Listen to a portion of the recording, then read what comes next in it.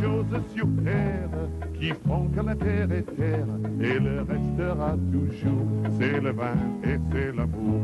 Mais pourquoi faut-il que diable qu'un jour arrive le diable et qu'il arrive toujours entre le vin et l'amour? C'est le vin et c'est le... Mesdames et messieurs, bonsoir et bienvenue à cette 5e émission de La Route Gourmande. Cette semaine, on termine avec l'ami Jean-Pierre. Bonsoir Jean-Pierre. Salut Roger. On termine sur la Bourgogne, notre 2e émission. Exactement. Faute de la présence du chef qui est très occupé en cuisine pour nous préparer un excellent coq au vin. Il m'a expliqué la recette tantôt. Je ne sais pas si tu l'as entendu, mais ça va être délicieux. Quelque chose. J'ai hâte d'aller faire mon petit tour en cuisine pour voir ce qu'il nous prépare. Jean-Pierre, on a derrière nous, si on n'a pas la présence du chef, on a derrière nous une très belle peinture de Mme André Pierrat. Exactement. Qui est l'épouse de notre grand chef.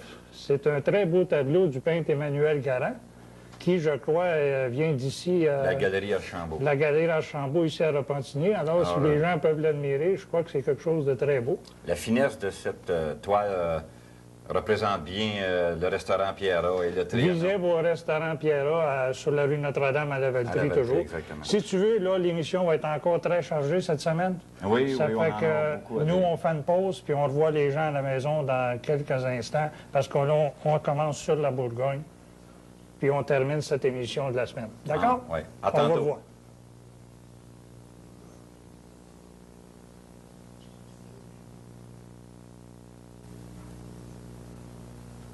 Alors, bienvenue les gens à la maison, encore une fois parmi nous. Jean-Pierre, la semaine dernière, on avait situé, on va faire un bref résumé. On a avec nous la région de la Bourgogne, qui, on a dit la semaine dernière, était située dans le centre de la France. Exactement. C'est une région très importante qui était au cœur de la France, on peut dire. Juste pour les gens qui n'auraient peut-être pas vu notre émission, là, on disait que c'était une région qui avait beaucoup de fleuves, qui était accessible. Il y avait beaucoup d'histoires qui étaient très morcelé, beaucoup d'AOC dans cette région-là.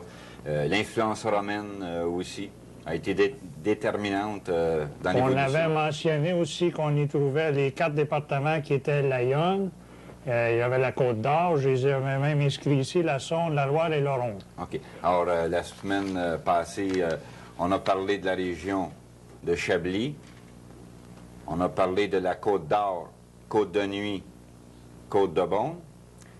Cette semaine, on va descendre au sud. On va parler de la côte lyonnaise, la côte chalonnaise, OK, avec les côtes mâconnaises. On avait aussi parlé du climat, qui était un climat que tu nous disais qui variait de beaucoup, dépendamment si on était au sud ou au nord de la Bourgogne, je crois. Ouais. Alors, les hautes côtes de nuit, c'est différent des côtes de nuit par rapport à leur altitude. OK. Il y avait aussi... les différents départements, mais ça, on les avait mentionnés. Fait que cette semaine, si tu me dis, on se retrouve... On entreprend le 3e département, qui sont, comme je disais tantôt, la côte chalonnaise et la côte mâconnaise. Alors, si tu veux nous situer, on va... Alors, la côte chalonnaise, elle est ici, juste au sud des côtes de Beaune.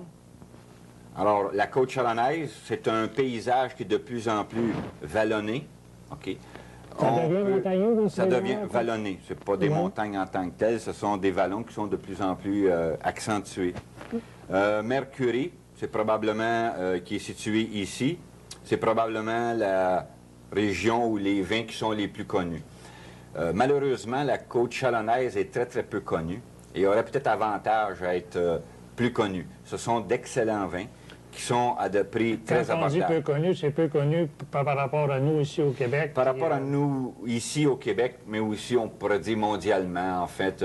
Probablement que leur marketing n'est peut-être pas assez poussé. Alors, de ce fait, les prix sont très abordables. Ils font d'excellents vins. Ils font d'excellents vins, exactement. Okay. Alors, si on descend un peu plus au sud, ce qui est en jaune, alors on se retrouve dans les côtes mâconnaises. OK. Alors, on dit que les côtes malonnaises, on dit que Mâcon, qui en est la capitale, est le riant trait d'union entre la Côte-d'Or et le fameux Beaujolais. C'est une région à vin rouge. C'est une région principalement à vin rouge. À vin rouge. On a des cépages importants, Pinot Noir, Gamay, Chardonnay, à ligoter. qui sont les cépages principaux. Les régions principales, on peut parler des Pouilly-Fouissé, les Saint-Véran, les Mâcons supérieurs. C'est des régions qu'on surnomme, je crois bien que tu m'avais déjà mentionné, la Bourgogne du Sud. Exactement. Les gens aiment bien se surnommer la Bourgogne du Sud. Ils font une différence entre le nord et le sud. Maintenant, toi, comme on disait à chaque émission qu'on a mentionnée, ces régions-là, encore cette région-là, tu l'as parcourue parce que tu as fait par 2 fois la route des vins. Oui, je l'ai parcouru. Je ne l'ai pas visité. Je n'ai pas visité vignoble par vignoble. Non, il y a des villes intéressantes, mais disons qu'il y a des régions. Beaune, ça a été la région ou la ville qui m'a le plus touché par son aspect pittoresque. Qu'est-ce qui était dans Beaune, c'est quoi que tu en fait, l'hospice de Beaune, comme on parlait la semaine passée, qui était vraiment, c'est une ville qui était très chaleureuse, c'est une ville qui est très, très belle en couleur. On a remarqué le toit de l'hospice qui était vraiment... Une chose qu'on n'a pas parlé depuis le début, parle-nous donc des gens de la région, comment ils nous reçoivent quand on va là. Nous, les Québécois qui se présentent là. Bon, en fait, c'est en Bourgogne, qu'on soit en Bourgogne, en Alsace ou même à Paris, les Québécois sont très, très bien reçus. Je pense qu'il y a une grande différence entre les Parisiens et les gens, quand arrivent les gens... Oui, en fait, les gens qui sont à la campagne ou les paysans sont définitivement beaucoup plus accueillants. En Alsace, je me souviens qu'il faut se décider à partir, parce que si on commence à parler avec le vignoble, s'intéresser à ses vins, s'intéresser à sa cuisine, on va coucher là, on va boire là, on va manger là, puis il ne nous laisse plus partir. J'imagine que dans toutes ces régions-là, quand tu vas visiter, c'est pas tous des vignobles à grande production. Non. Il y a beaucoup de petits propriétaires terriens. Exactement. Ces gens-là doivent être, ça doit être très recevant. Ou comment on est perçu par eux? En fait, c'est un petit peu comme en Gaspésie ou sur la rive sud du Saint-Laurent. Les gens sont très, très, très chaleureux. Les gens nous accueillent. On peut coucher là. En fait, c'est vraiment... En fait, du fait qu'on descend des Français aussi, c'est pour ça que nous aussi, les gens en région... Nous aussi, les gens en région sont très recevants, oui. Notre 4e département, c'est le Rhône. Exactement. Alors, dans le Rhône, on va parler des Brouilly et des fameux Beaujolais. OK. Alors, le Beaujolais, fait à remarquer, c'est une terre de granit qui est vraiment austère. Par contre, ils ont un climat idéal. On descend de plus en plus vers le sud. Le climat, la température est idéale. Le principal cépage des Brouilly et des Beaujolais est le Gamay. On dit que Lyon, qui est au sud de Beaujolais, je ne sais pas si la caméra peut le voir assez bien, on dit que Lyon est parcouru par 3 fleuves.